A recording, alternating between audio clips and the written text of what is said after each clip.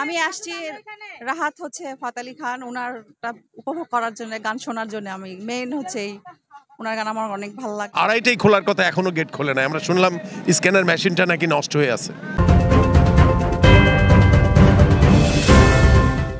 কার গান বেশি ভালো লাগে? আমি আসছি রাহাত হচ্ছে ফাত আলী খান ওনারটা উপভোগ করার জন্য, গান শোনার জন্য। আমি মেইন হচ্ছে ওনার গান আমার অনেক ভালো লাগে। মুজা, তারপরে আরো অনেকে আছে। কোন গানটা ভালো লাগে যদি একটু হ্যাঁ, ঝুমকা গানটা অনেক উপভোগ করব। আর হচ্ছে আপনার ইয়েতে রাহাত ফাত আলী খানের ওনার সব গান। তো এখানে এসে যে আপনার অনুভূতি, এটা একটু ডিটেইলস বলবেন। অনেক ভালো, অনেক ভালো, অনেক ভালো।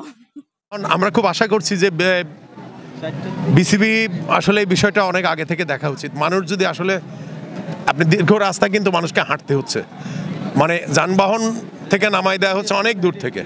এরপরে মানুষ দীর্ঘক্ষণ এসে লাইনে দাঁড়িয়ে আছে, কিন্তু আড়াইটাই খোলার কথা, এখনো গেট খোলে না। আমরা শুনলাম স্ক্যানার মেশিনটা নাকি নষ্ট হয়ে আছে। এখন এটার বিকল্প ব্যবস্থা তাদেরকে নেওয়া উচিত, না হলে হবে কি এই রাশটা কিন্তু আরও বাড়বে। হ্যাঁ, আপনি আড়াইটায় গেট খোলার কথা, আমাদের তো এই বিষয়গুলো খেয়াল রাখা উচিত যে আড়াইটায় গেট খোলা মানে আমরা আড়াইটাতেই গেট খুলব। গেট তো বন্ধ করে দেওয়ার কথা 4টা বা 4:30টার দিকে। তো সেক্ষেত্রে আসলে কি ভাবছেন? প্রোগ্রাম শুরু হওয়ার কথা 4:30টায় গেট বন্ধ, 4টায় প্রোগ্রাম শুরু হওয়ার কথা, এখন পর্যন্ত তাদের রিস্টব্যান্ড আনেনি। আমি বলবো যে such a poor management, because এগুলো তাদের আগের থেকে রেডি রাখা উচিত, রাইট? বিকজ এখানে রাস্তা কিন্তু অনেক আগের থেকে ব্লক হয়ে গিয়েছে, আমরা দেখতে পাচ্ছি। অনেক আজকে ওয়ার্কিং ডেজ, মানে অফিস ডেজ, অনেক মানুষ আছে, অনেকের ওয়ে লাইক পুরা রাস্তায় মিরপুর 1 থেকে বন্ধ, অনেক সাইড থেকেই বন্ধ। সো সবাই তো আর স্টেডিয়ামে প্রোগ্রামে আসছে না। সো সবার জন্য এটা একটা বলবো যে জনদুর্ভোগ আপনি বলতে পারেন। এবং আমাদের জন্য, যেখানে 2:30 বাজে গেট খোলার কথা, এখন পর্যন্ত গেট খুলেনি। তাদের শো 4টা বাজে শুরু হওয়ার কথা। সো লাইন আপ আছে একটা, সেক্ষেত্রে এটা বলবো যে ডিসঅ্যাপয়েন্টিং। এখানে আজকের মূল আকর্ষণ আমরা সকলেই জানি যে রাহাত ফাতে আলী খান। এছাড়া আমাদের দেশীয় অনেক শিল্পী আছে। We should respect our countries, মানে যারা আছে গান শিল্পী, তাদেরকেও রেসপেক্ট করা উচিত। সো অনেক আমাদের দেশি শিল্পী আছে, এবং অবশ্যই মূল আকর্ষণ রাহাত ফাতে আলী খান। এবং বিপিএলের ওপেনিং সেরিমনিটা কিন্তু অনেক ফিউ ইয়ার্স পর হচ্ছে। লাস্ট 2 ইয়ার্স লাইক কোনো ওপেনিং সেরিমনি হয়নি ওভাবে করে। সো হোপফুলি ভালো কিছু হবে, বাট এখন পর্যন্ত না ঢুকতে পারতেছি না ভিতরে, সো কিছু বলতে পারছি না।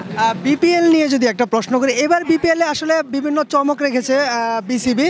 তো সেক্ষেত্রে আসলে এই বিষয়টা আপনি কেমন দেখছেন, যে বিপিএলটা কেমন হতে পারে?